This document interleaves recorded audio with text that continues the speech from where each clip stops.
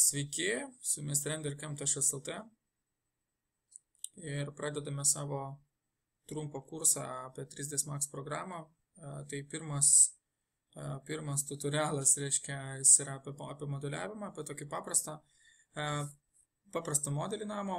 Aš tavo studentam ne vieną kartą visą laiką pasakau, kad iš tikrųjų, aš kadangi architektas esu daug brėžiau architektūros interjero projektų, kad Maxas, reiškia, nėra pati galbūt patogiausia programa modeliuoti pastatų išorės, kad galima labai paprastai kelti lygiai taip pat sumodeliuoti iš SketchUp programos ar iš Revit programos ar HiCAD programos, kažkokią tai turi, bet vis tiek manau, kad minimalios žinios, reiškia, apie modeliavimą labai praverčia. Tai įkelti, reiškia, autokadinį brėžinį, kurį jūs matote pas mane, jūs galite savo kažkokį tai įkelti, jūs galite skiltyje Max, Import ir Import. Tiesiog, reiškia, susiraskit DVG brėžinį, paruoštą ir nepamirškite statyti vienetus. Šitą mums nereikia. Taigi, pas mane yra paprastas planas ir pabandysime išsikelti sienas. tą darysime spline pagalba.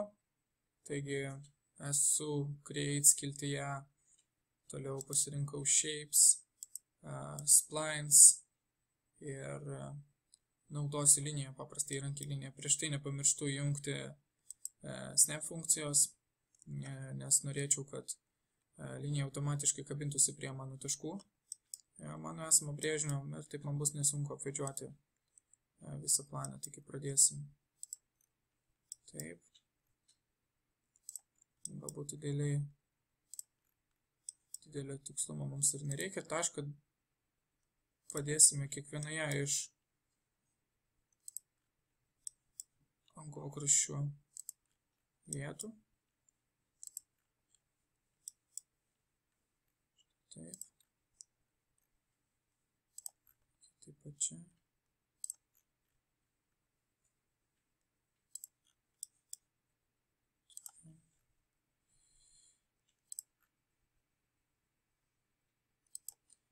Tiesiog turime apeiti aplink visą pastatą. Dar kartą apvesti viską.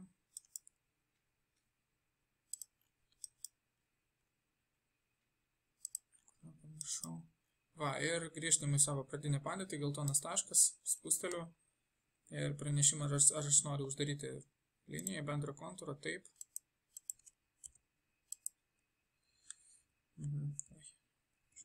Nesispaudė. Streikmėm dar kartelį, čia kažkur negali būti dingusi, va. Matau, kad pasirinkau tinkamą liniją. Čia irgi dažnai kalbam su studentais, kad iš tikrųjų gali būti, kai yra DVG pagrindas, gali būti šiek tiek sumaištis po to su tom linijom, po to labai sunku surasti. Ir pasirinkti, tai tam atveju, jeigu atsidarysit mokamai failą, jūs matot, kad aš visas linijas sukėliau į atskirą sluoksnį, į layerius, jie veikia faktiškai lygiai taip pat kaip AutoCAD, kaip bet kuriai kitoj programai. Tai tiesiog išsijungsiu brėžinį. Ir toliau man reikėtų tiesiog, kaip iš to AutoCAD, reiškia offsetinti, tiesiog padaryti antrą liniją, kad būtų visas pilnas sienų storis ir aš galėčiau jas pakelti, tiesiog tas sienas. Ta padarysiu nuėjęs į Modify skiltį, pasirinksiu Spline. Šiek tiek žemiau rasiu funkciją Outline ir padarysiu mūsų sieną 30 cm. Tik su ženklu minus, kadangi man reikia, kad jinai atsikeltų į vidų. Taigi, Modify skiltis, linija, Outline opcija ir minus 0,3 ir Enter. Kaip matot, tiesiog turiu lygiai tokį patį kontūrą, su tais pačiais taškais vietose, tik tai viduje. Vėliau tam, kad tos sienos išsikeltų, būtų kaip tūris, nuspausiu Modify skiltę, susirasiu modifikatorių Extrude. Visiems turėtų būti žinomas įrankis iš įvairių programų. Šiek tiek trukdau savim. Ir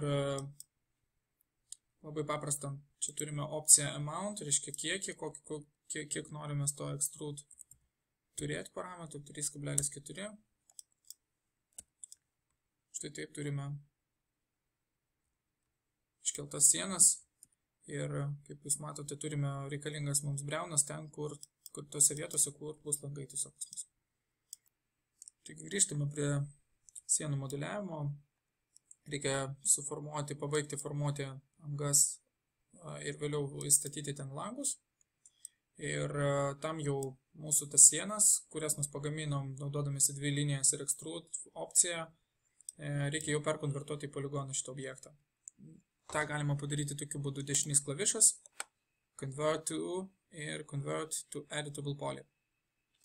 Spaudžiam, kaip matot, objektas šiek tiek pakeitė savo savybės, pakeitė įrankius, kuriais jūs galite jau dabar naudotis ir modifikuoti. Ir toliau, reiškia, ta mūsų darbo seka bus štai tokia. Reikėtų pasirinkti element opciją, tam, kad galėčiau užsižymėti visą objektą. Ir aš naudosiu įrankį, kuris vadinasi Slice Plane. Įrankis Slice Plane, kai yra aktyvus, kaip jūs matote, gali suformuoti, atlikti, kaip perpjauti, kaip su peiliu visą tą mūsų modelį ir taip suformuoti briauną visų kontūrų, visų perimetrų. Aš žinau, kad mano palangės aukštis yra 30 cm, todėl pagal Z įvedu 30 ir nepamirštu paspausti mygtuko Slice, kuris yra arba štai čia atsiradusi meniu, arba štai čia visai šalia. Paspaudžiam Slice. Kreipkite dėmesį, kad kai tik pakelsiu mano Slice plokštumą, reiškia, jūs pamatysit, kad apačioje jinai liko. Ir toliau langų viršus yra 2,30 cm. Ir vėl nepamirštu paspausti Slice. Ir šitą galima deaktyvuoti. Štai taip.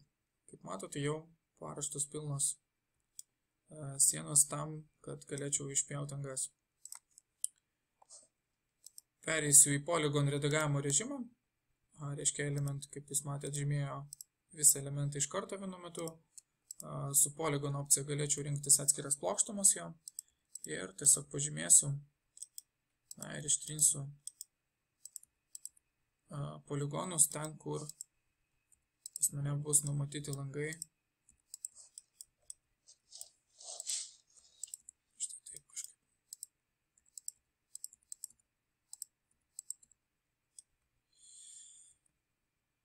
Tai taip išėmiau tiesiog. Ir liko keli labai paprasti veiksmai. Kaip jūs matot, po to, kai ištrinėm poligonus, čia liko tuščios ertmės tokios. Reiškia, matosi, kad sienos suformuotos iš 2 plokštumų. Tai jas ir beliko uždaryti. Tokiu būdu galite sužinoti naują funkciją, kuri vadinasi bridge. Naudoti ją galima štai tokiu būdu, reiškia, veikia jinai labai paprastai. Perėję į režimą edge, žymim lygiagrečiai einančios priešingas briaunas ir spaudžiame opciją štai čia po dešiniu bridge. Ir kaip matote, jinai tiesiog sujungia tas plokštumas. Padarysiu tai su vienu langu. Štai taip. Bridge. Kaip jūs matote, aš uždariau su tos poligonus, kurios trūko.